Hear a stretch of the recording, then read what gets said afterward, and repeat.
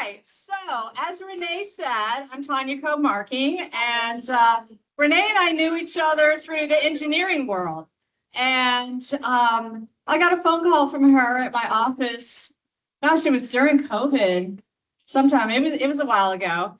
And she's like, I'm looking on Ancestry and I see a tree that's your name on it, and you have a bunch of my relatives in it. Are we cousins? And I said, actually, we are not. And let me tell you why. I have a tree on Ancestry because of all the research that I am doing for a plantation that was called Roseland, and I will share that. And your descendants, or actually, you are a descendant from some people who were enslaved on Roseland Plantation. And I have been doing work now for 15 years studying that enslaved community. I went back to school. I did a master's degree in American history where I focused on this enslaved community. And then because I'm a glutton for punishment, I went back and now I'm doing a PhD in American history. My entire dissertation is about the Roseland community. So that's why I'm here today. And I am so thrilled and so honored to share my research with you and to share what I have learned about your family. Okay, so again, we have this recorded, so I'm going to kind of be a little awkward and stand here by the mic so that the computer picks it up. But here we go. All right, so here we are with Memorial Weekend. And I just wanted to share that the very first Memorial Day was in 1865. And at that time, it was called Decoration Day. The first one was in South Carolina, in Charleston, where the Civil War started. And with this first Memorial Day, it was freed slaves who were tending graves of Union soldiers who had died in a Confederate prisoner of war camp.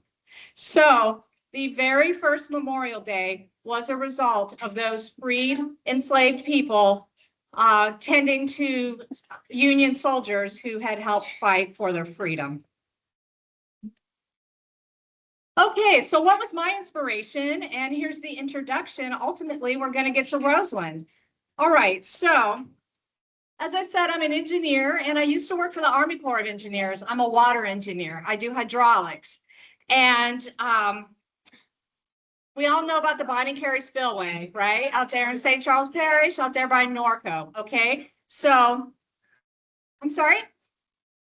Yes, lots of crawfish there. Probably some gators too, right? So, so Bonnie Carey Spillway out there in St. Charles Parish, we've got the Mississippi River here, and then we've got Lake Pontchartrain over there. Well, when it floods, right, we open up the spillway. And this is what it looks like when it's flooded. The river's back here. Here's the Interstate 10. This is Lake Pontchartrain. There was a big flood on the Mississippi River in 1973. And after the flood passed, people from the Army Corps of Engineers went out into that spillway area to make sure everything was okay. And as they were searching, they found these. They found a headstone, and I will point out that this is a military headstone. We don't have a full name. And right here it says USCT, United States Colored Troops. This is a Civil War soldier in the United States Colored Troops, and his headstone was uncovered in the Bonnie Carey Spillway. Why? Why was it there? What had that water uncovered?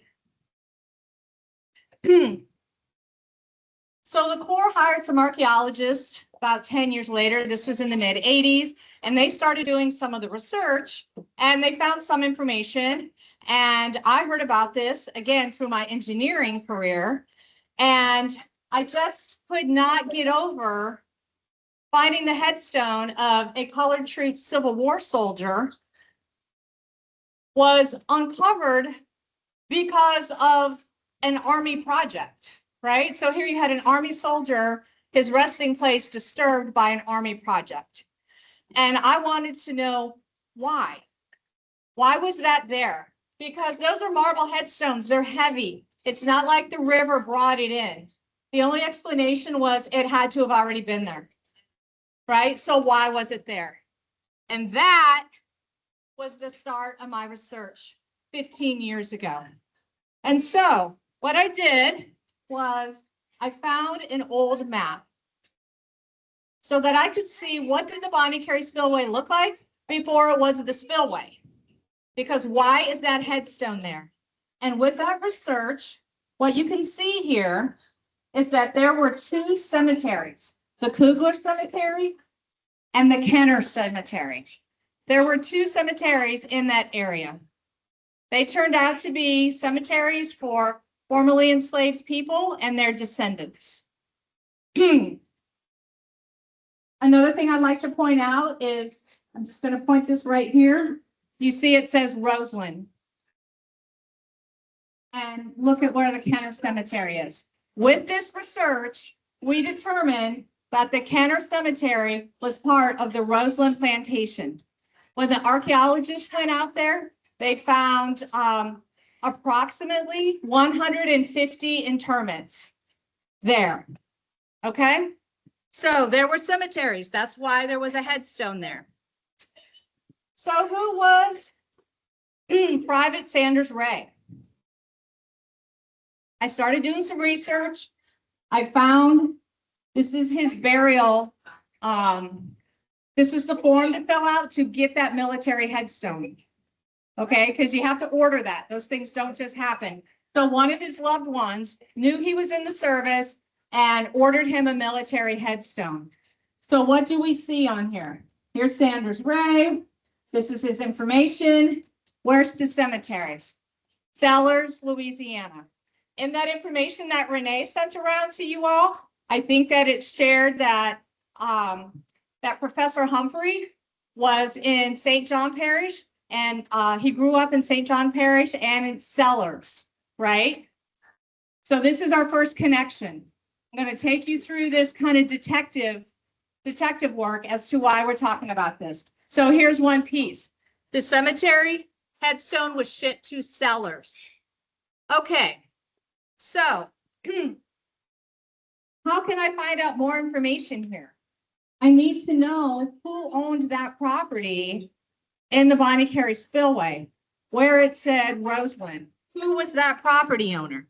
So right here, we can see Roseland, and this is a Martha Oxley. Okay, Martha Oxley, her maiden name is Martha Kenner. I will share with you all that you are related to the family that started the town of Kenner. Okay, Martha Oxley. Get it wrong. That's right. So Martha's full name was Martha Kenner Humphreys Bruce Oxley. She went through 3 husbands. Okay. But the important one to this story is Humphreys. Okay. Right here, where the cemetery was, where Sanders Ray headstone was. Okay. So then if we have another, this is another map. Again, here on this map, it's called Rosedale, but this is Roseland. Okay. So we have Hermitage Plantation, which was upstream, and then we've got the Trapanier Plantation that's downstream. This is where the Bonnie Carey Spillway is. And some things that I just like to point out from this map is this big black box here. That was the sugar house. Okay, so this plantation, those enslaved workers raised sugar cane. If you look at all these dots right here, those were the quarters.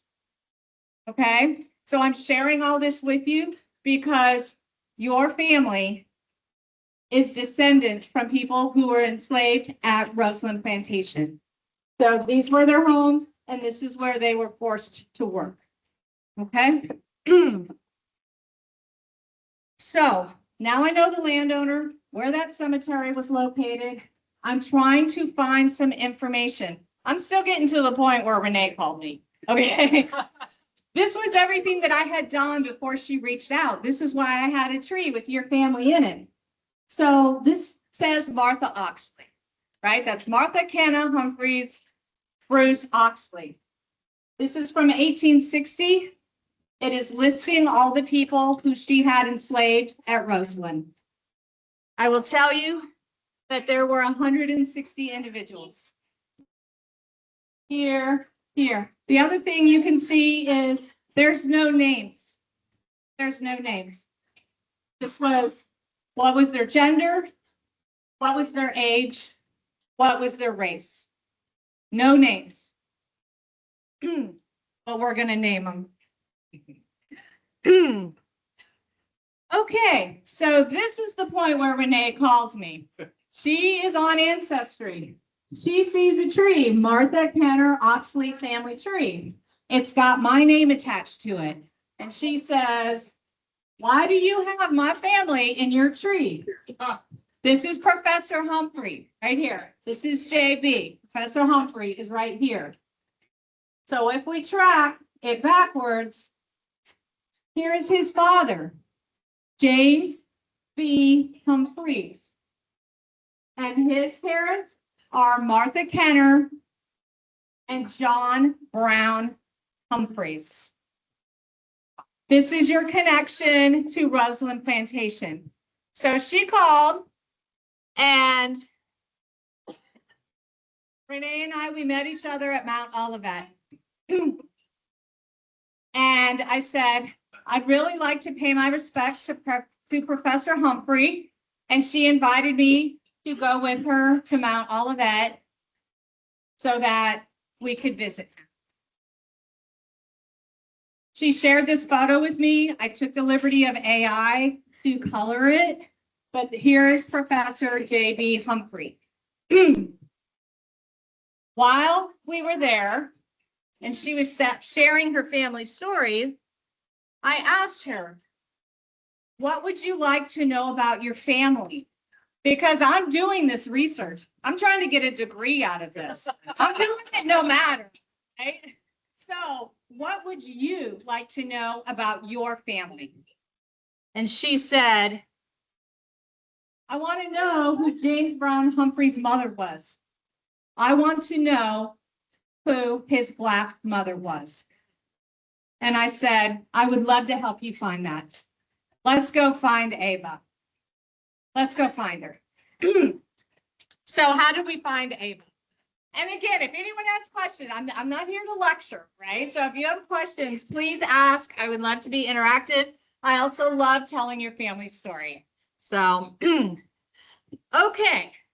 So back to the tree. So now here we've got, and I know that some of these are just kind of hard to see. So here's Professor Humphrey, right? So here's J.B. Humphrey. And now we have all of his children. Here's William Elias. Right, we've got Lillian. We've got Bertie. And then on down, I just stopped it here because y'all got a lot of people in your family, and I could only get this many on one screen. Okay. But what I would like to do is put a pin right here on William Elias. We're going to come back to that. Okay? All right. So we're trying to find JB's mom, right? This was what Renee asked of me. Can we find her?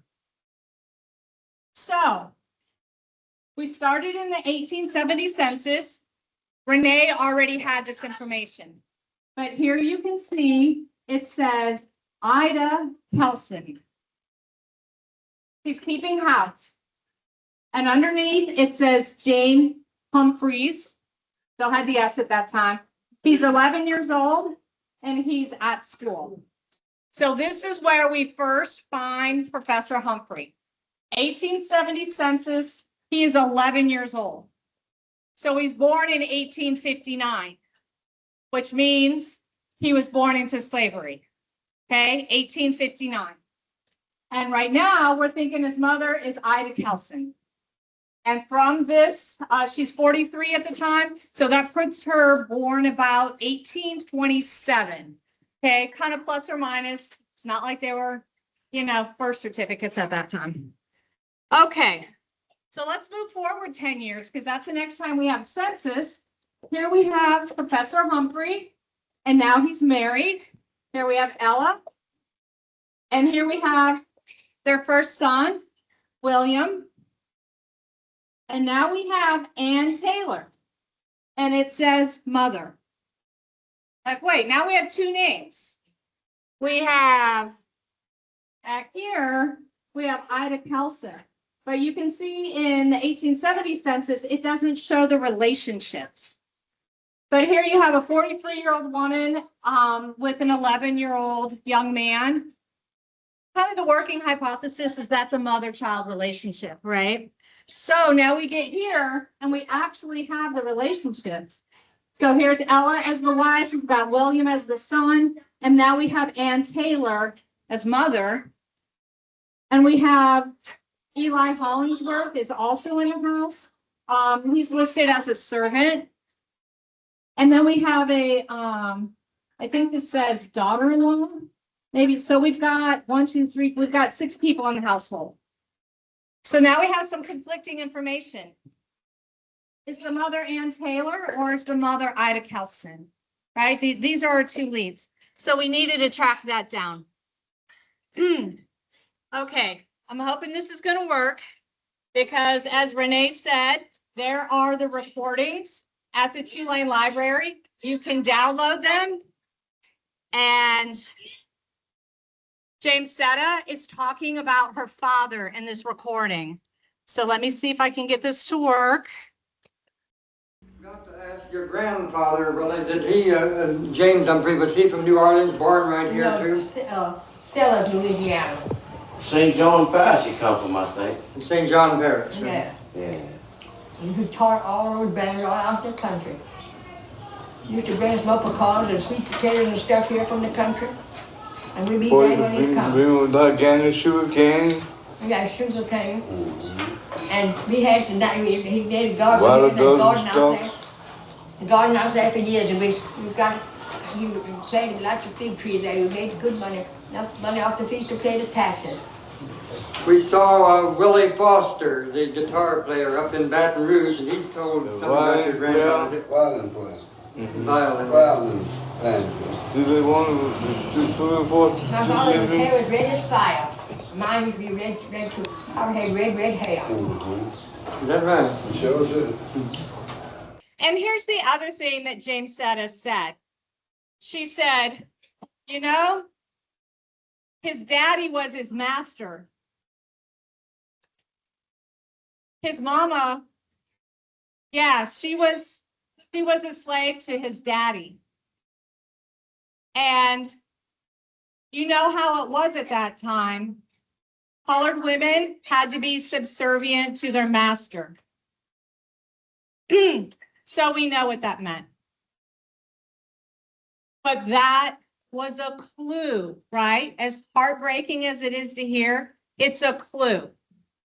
So where is she, whether she's Ida Kelson or Ann Taylor, where is she in this life such that her son James is born in 1859? I'm still trying to answer Renee's question. Who was James's mother? So here's this little bit of information coming from James' daughter sharing this. And I will give you the link so you can hear her own voice saying that and sharing that information. Okay, so Renee shared Professor Humphrey's birth certificate. And when we look at this, it says he was deceased, he was a widower, he was a musician, the son of James B. Humphrey and Eva Kelson, both natives of Louisiana. Like, okay, we know who the mother is. Between those two women, we know it's Eva Kelson. Okay, so now James Setta said his daddy was his master and his mother was enslaved to him. I'm going to go look for James B. Humphrey. He named his son after himself. Okay, back to Martha Kenna Humphrey, Bruce Oxley Tree. Here's Professor Humphrey. Here's his daddy, James B. And there's his mother, Martha Kenner. His father grew up at Roseland. Okay, his father grew up at Roseland. Okay, so let's go look for the daddy in 1860 because we know Professor Humphrey was born in 1859. He gave him his name. So here we find him in St. John the Baptist Parish. And I will tell you that this was at Cornland Plantation, Cornland. That's where it's coming from, right? That was also in that link that Renee sent you, that he grew up at Cornland and in Sellers. Roseland is in Sellers. Cornland is in St. John the Baptist. The son from Sellers got his own plantation and moved to Cornland. So who's in his family? Here's J.B. Humphreys. Here's his wife, Marie Elodie Tregear. Now, thank you.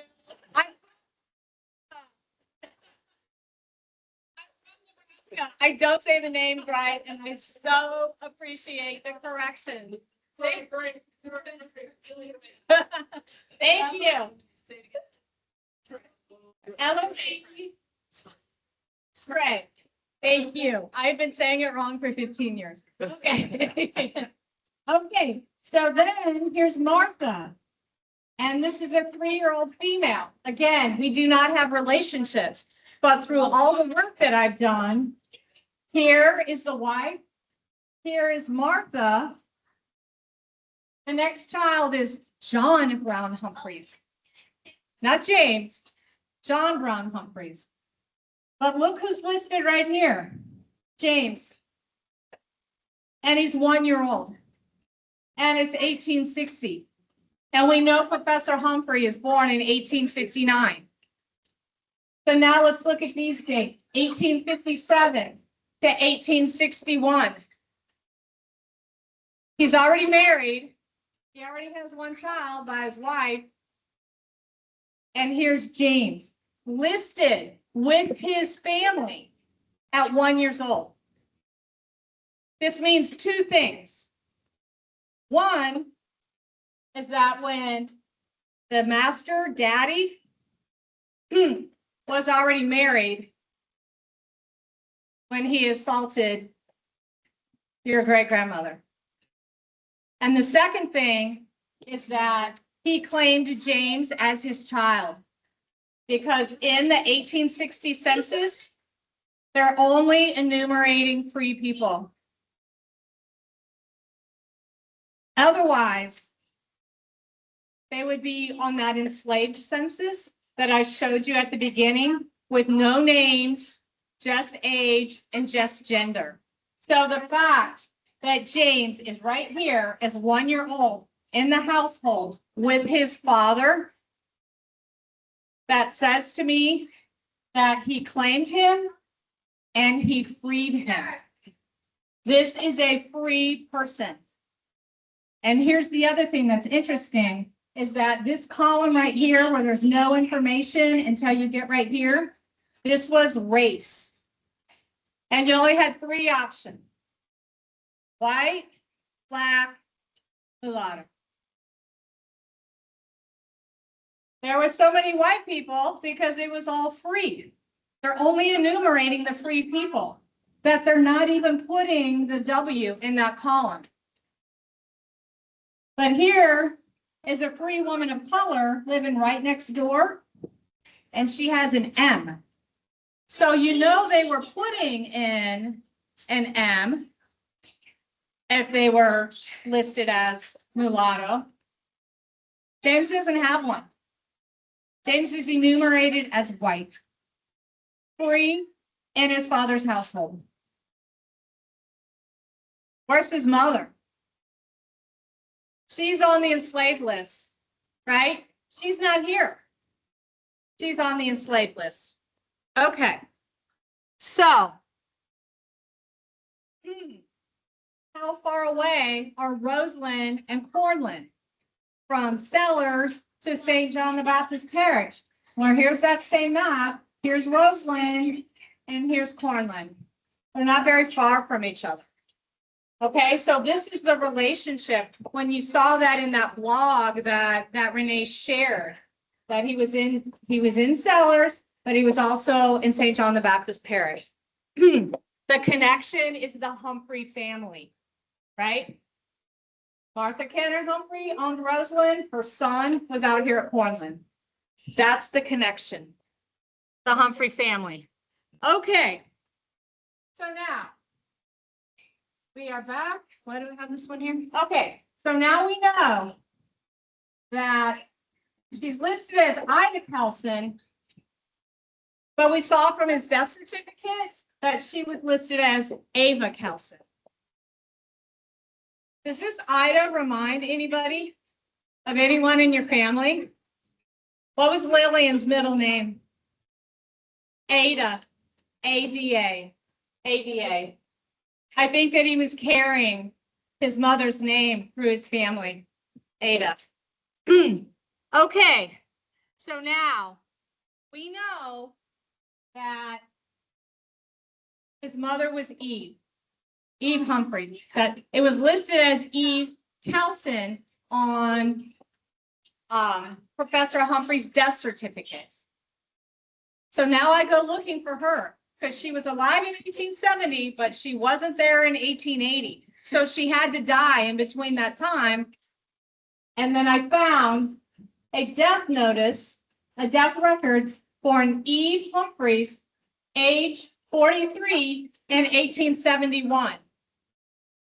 So what does this tell me? This is our Eva, right? This is our Eva. Who reported her death? Probably her son. And what name did he give his mother? Humphreys. He gave his mother the last name Humphrey. When he reported her death, she wasn't listed as Kelson in the record. She was listed as Kelson in his death record. But when he was reporting his mother's death, Humphrey. 1871, that again puts her right back around, born around 1827, 1828 era. Okay. 1871, how old's her son? 12. He's 12 years old. And now he's in New Orleans and his mother has passed. And I can tell you his father isn't claiming him anymore. When you keep looking at the census records, James does not show up with his father. So essentially orphan, likely. Okay. So now that I knew it was Eve Humphrey was the way that she was listed in the death record, I was able to find a burial record for Eve Humphrey, the same death date. She was 43 years old, native of Louisiana. All this information is consistent with what we found on Professor Humphrey's death certificate. She was buried in the tomb RHS in Alley 20. I do not have a map yet. I don't know where that is, but I'm still looking. And it said the Gideon Band Society, and this is at Girard. Does anybody here know about the Girard Street Cemetery? It's not a good story. It is the Superdome. It's the Superdome, right? It's not a good story. Okay, so the Gideon Band Society, I did find some information on that. And it was a benevolent society for formerly enslaved people. And the way these benevolent society worked was, every week or every month, whatever it was, members of the society would pay a little money into it, almost like a modern day kind of insurance plan. And then they would provide for their burial. And there was a vault, Okay, there was a vault for the members of the Gideon Band Society, and that's where they would be buried. And so Eve was buried in one of the vaults in the Gerard Street Cemetery.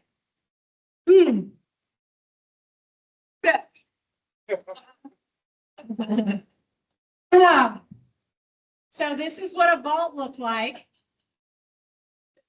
Right? This is what a vault looked like. You can see it's in disrepair. And what's in the background? Jeff Morrison's City Hall. City Hall. 1952. And this is my belief when Renee asked who was JB's mother. I'm sorry, this makes me so emotional. Okay. Okay. Okay. Okay. I think that she's been waiting for you. I think that she's been waiting 155 years for you. Because she's right here looking over you. And her prayers are still with you. That's what I believe. Because they tore this down. And where did the white people who were interred here, they got buried in some mausoleum someplace else. The black people who were interred here, they got buried in a mass grave at Providence Memorial on Airline Highway. And I don't think that Eva's spirit went there. I think she stayed right here, waiting for you.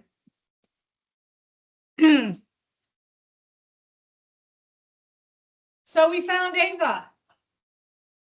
And that's what Renee asked me to do. But little did I know, Eva wanted me to find one more person. So we are now here in 1900. This is Professor Humphrey. He's on Liberty Street. Y'all went by? Okay, so here's James and here's Ella. And then we've got Lily, and we have Bertie, and we have William E. Okay, so here's his family. It's on Liberty. We know this is him. If you look at the line for Ella, here's the wife. And I will tell you that these two columns, the first column is how many children did you give birth to? And the second column is how many of your children are still alive? The first column is 5, and the second column is 4. So if you look at that, the age distribution of JB and Ella's children, you know, back in the day, it's pretty solid. There was a kid born every 2 years. Okay, every 2 years. And so if you look at these ages, we've got William E., and he's 21, and Lily, and she's 19. And then here's Bertie, and here's 15. And then here's Jamesetta, and she's 13. What happened to the baby that was born between age 19 and age 15? There should be a baby who's 17 years old. Okay, but not listed here. So this is my clue. So I'm thinking, well, she lost a child. I bet that child was born in between these two children. So I went looking. James named his second daughter after his mother. And so here is Eva Humphrey. She died when she was 8 months old. She died June 6, 1884 on Green Street, which became Liberty Street. Green Street between Cadiz and Jenna. So James named his second daughter after his mother. So when Renee asked me to find James' mother and I found her, she told me, "You're not done yet. You have to go find my grandbaby." And we found her. And I shared that with Renee, and she said, I never knew there was another child. I never knew. And I said, well, Ava told me my work wasn't done, so we had to go find her. Okay. Now we have found her. Yeah, and say her name, right? I mean, here she is, and now she's back in your life. Okay. So, what was that Roseland connection? What was the environment that Ava, the mother, grew up in? I will share with you that the way that we do a lot of this research is you have to track the owner records. And, enslaved people were property and they were assets. And that harsh reality also produces amazing records. So, Professor Humphrey's father, James Brown Humphreys, well, his father, John Brown Humphreys, died in 1835, and they had to go through and make an accounting of all the assets. So, of course, that included enslaved people. What I will share is that there's 6 pages. There's 6 pages in 1835 of enslaved people. But what I would like to share with you here is this entry, which says Eve, age 9, valued at $1,200 with her mother and her sister. And the inventory for the succession for JB, for Professor Humphreys, this would have been his grandfather. In grandfather's succession, his mother is listed as an enslaved young girl, 9 years old. But she's listed with her mother and her sister. So her mother, I'm going to say this one wrong, I know. Mary Gote?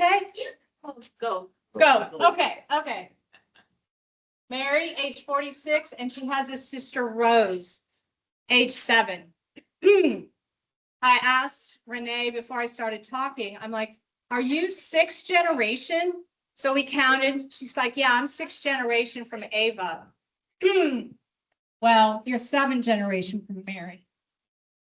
1847, Eve's still there. This is another list. 1847, she's still there on Roseland, where James's father was raised. I will tell you that they were the same age. I think they grew up together. One was the planter's son and one was the enslaved child, and they grew up together. They were like a year apart. One was born in 1827 and one was born in 1826. We get to 1860. Again, another list of enslaved people at Roseland. Ava's not on this list. Why isn't she on this list in 1860? Because she's at Cornland and she had just given birth to James Humphrey. She's at Cornland. I can't prove this yet, but I think that Ava was a gift to James Brown when he got married. I think his mom gave him Ava because they got married in 1857 and she was there and gave birth to James in 1859. So she's not at Roseland anymore.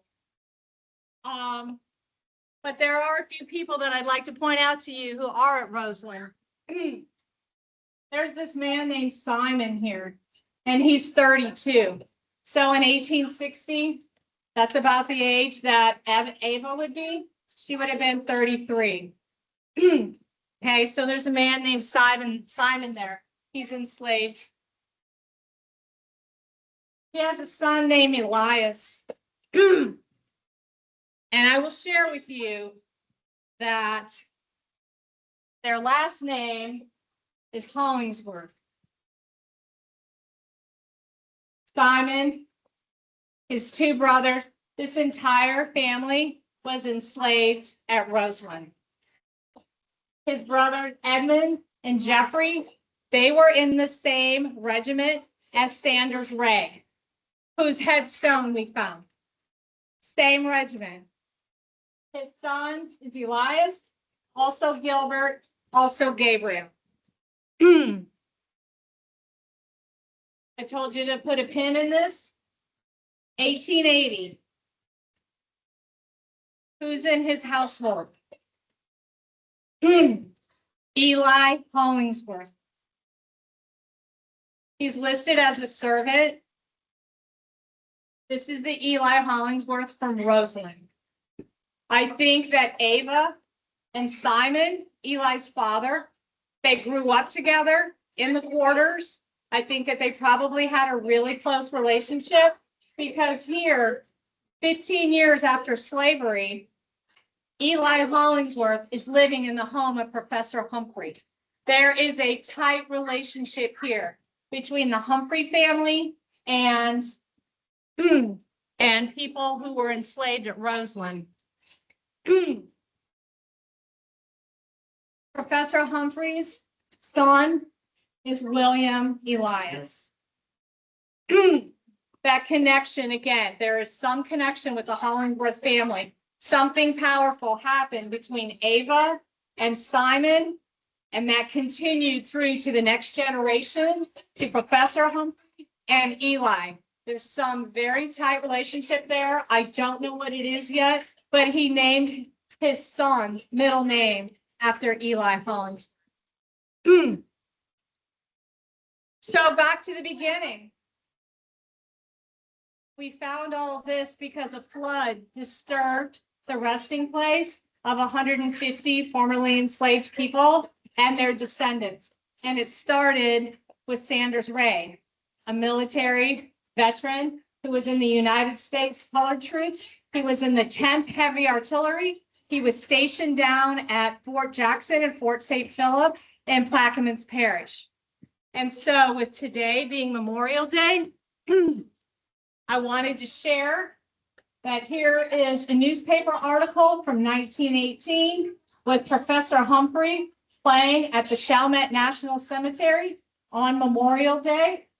And if we blow this up, it says that J.B. Humphrey's choir played Nearer My God to Thee. And another part of the ceremony was when they had a squad of 25 soldiers from Jackson Barracks honoring the deceased soldiers at Chalmette National Cemetery.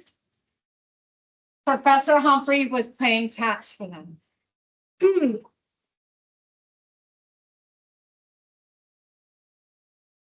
So I was going to try and play this, but now I don't think the sound is working because I just shared so much heavy. Oh, let's have an let's all kind of group exhale and have a little video watching the descendants of Eva Kelson continuing to honor her. And as I've heard from Renee, we are now 9 generations from Eva. Still with musicians in the family, which is amazing. So that's my research. And I am so honored to be able to share this with you and to celebrate this amazing family history. And again, just thank you.